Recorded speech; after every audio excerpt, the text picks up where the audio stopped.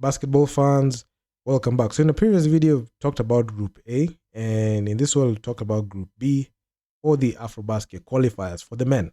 Now, in Group B, it was kind of interesting because all the four teams qualified, and in this video, we're going to talk about it. So we had Libya finishing the 4-2 record; they topped the group.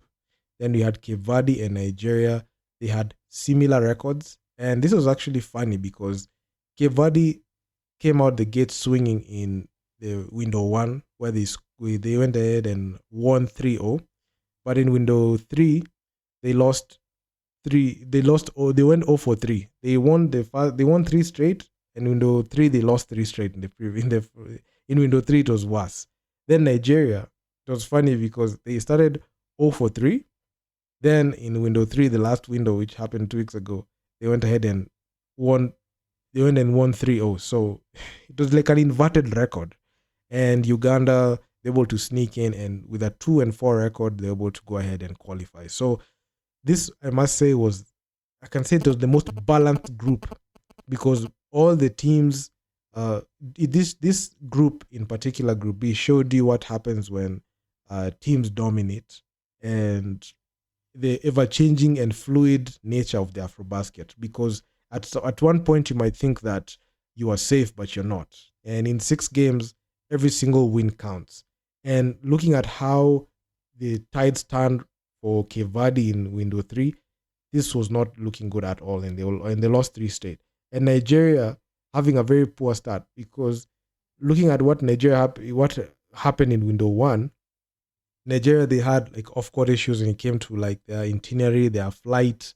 So they really, really struggled. Even at some point, they will have even missed out on the Afrobasket.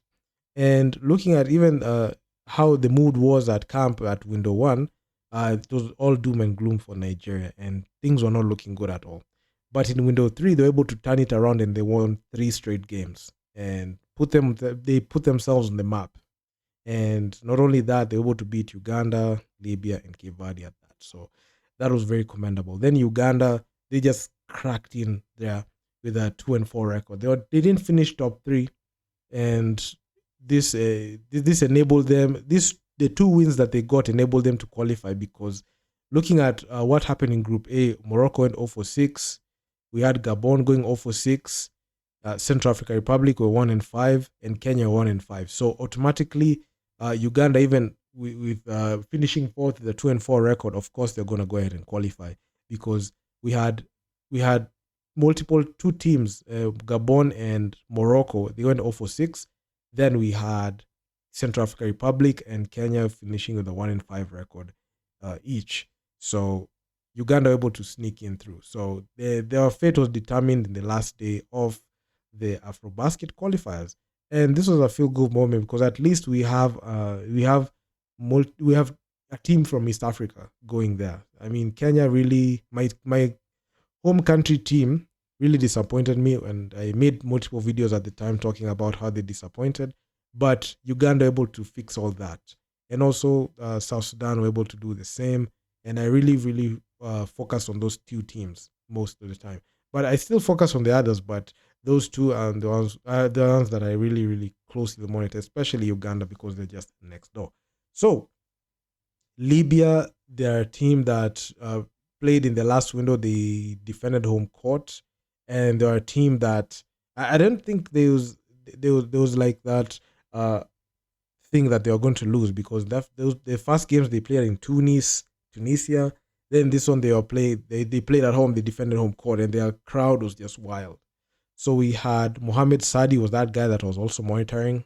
He finished with a 16.5 efficiency, and he averaged 14 points per game, and he had 6.2 rebounds, and also to add on 5 assists per game. So he was that guy that was all over the place. And he also plays for Al Ahly Tripoli. So I saw him in the road to Bal, and I just knew this guy is special. And he's that guy that can turn the tides for this team. Then he had Nassim Badrush. He averaged 14.2 points per game. And he was that guy that followed Bassem with 17.3 points. So this Libyan team was a stronger side. It was a stronger side. and that's the reason as to why they went ahead and won they won 4 games out of the possible 6 games that they played. So in the first game against Nigeria, they were able to beat them by 7 points. It was 89-82 was the final score. Then we saw that game against Cape Verde. Libya lost to Cape Verde 68-72. It was a very clutch game, and this game will have gone either way. Then Libya put the hammer down and they beat Uganda brutally. 71-59 was the final score. So at this point, you could see Libya, they finished strong with a 2-1 record, and I didn't think there was any doubt that they are going to not qualify. But in the first game, they play against Nigeria, they lost by 5 points, 75-70 was the final score. Then against Cape Verde, they were able to eke out a win. It was almost heartbreaking for Libya, but they went ahead and won it. Then after that heartbreaking game against Nigeria, they went ahead and eked out a win against Cape Verde and Uganda. And one thing that I noticed in the window 3, Libyan games were very clutch, and they were able to tap into their home court advantage at that point, and they're able to go ahead and win. So this campaign by Libya was awesome, and I can say it was extraordinary because I wasn't holding Libya too high like that. I didn't think that they had the ability to go ahead and have a dominant performance like that. Even at the clutch, they were still effective, and it is what it is. So Cape Verde, they were that team that started off out of the gate. They were just dominating, especially in window 1. I watched their games in window 1. They stumbled on Uganda 78-73. I mean, the game was clutch, but still, Cape Verde able to do that. Then that game against Libya, the game was clutch as well. They were able to win that game 72-68. That was the final score. Then Cape Verde versus Nigeria.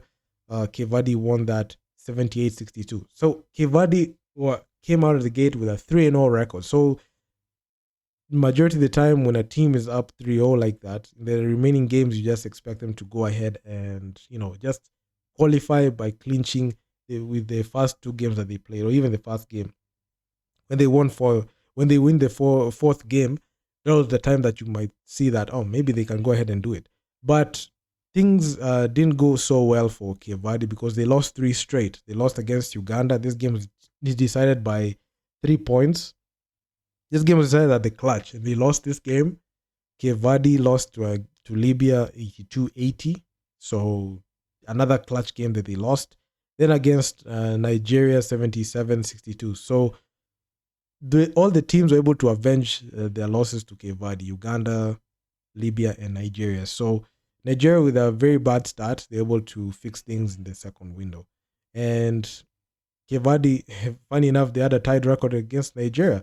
So it was an inverted record. So you could see Cape Verde started off winning 3 straight and had 3 losses.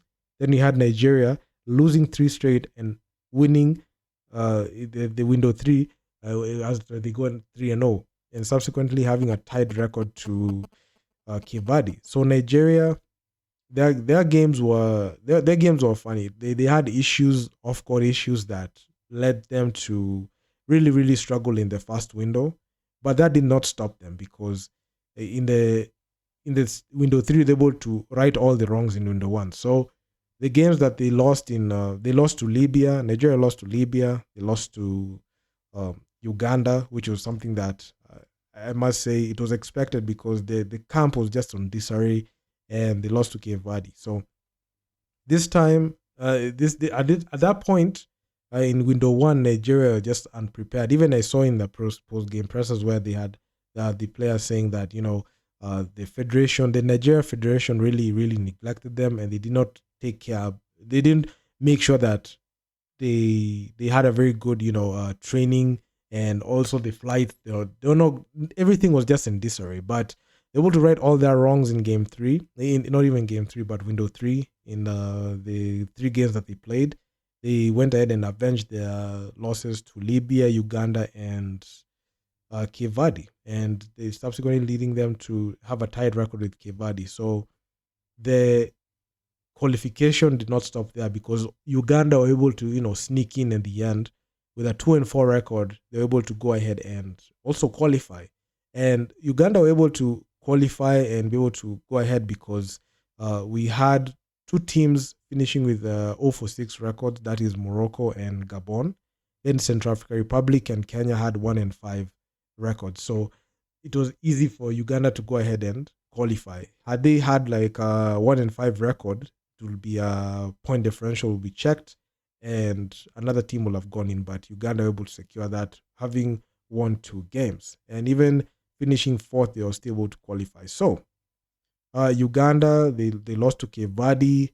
They were able to beat Nigeria, but they still but at that time they lost to Libya. That is window 1. So they had a 1-2 record. So they needed one more win to qualify. So they won that first game against Cape Verde, but they subsequently lost their 2 last games against Nigeria and Libya. So that game against Nigeria was an utter domination, and they lost that game by 20 points. Then the game against Libya, it was a clutch game decided by only 3 points. So Nigeria came to ball and, they did everything they needed to do. So I was monitoring Robinson Opong. We had Ishmael Wainwright who was there. Ishmael Wainwright was a guy that averaged 5.3 assists, 6.3 boards, and he also added in 13 points per game. Robinson Opong, he had a 14.5 efficiency. So those are the 2 guys that I was really, really monitoring at the time, and they did not disappoint for Uganda. So the Silverbacks are in the Afrobasket, and they're going to pick off where they left off in 2021. So that just rounds up Group B. So Group B was actually quite exciting because all the teams in Group B qualified, and you could see what when all the teams go ahead and go at it and compete.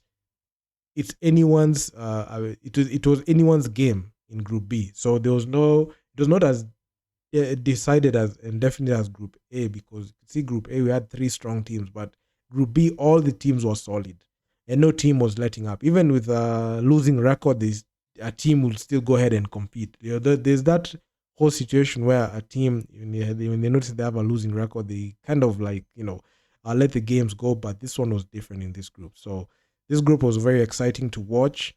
And the game highlights and the full games are going to be made available on YouTube on Fiba's channel. So make sure go check them out, because even if you check out the highlights which are also available, you'll see how athleticism and how like good game plan and good coaching leads to. Because you could see Cape Verde starting off 3 straight, winning 3 straight and losing 3 straight. Then you have Nigeria losing 3 straight and winning 3 straight games to finish out.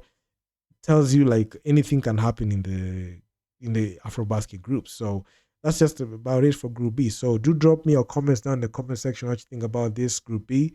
I'm gonna talk to you guys in the next one. Peace out.